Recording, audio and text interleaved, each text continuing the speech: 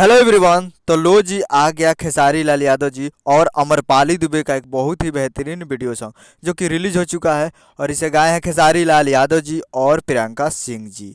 और इसे लिखे हैं विजय चौहान जी और इसमें म्यूजिक दिया है आर्या शर्मा जी।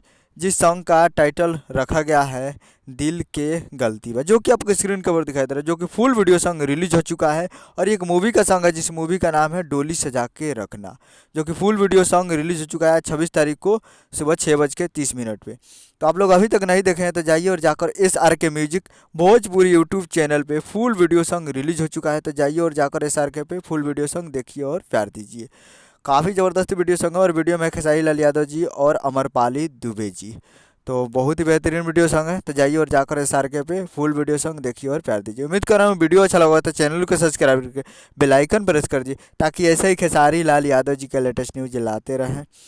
मिलते हैं अगले वीडियो में, तब तक के लिए जय हिंद, जय भोजपुरी।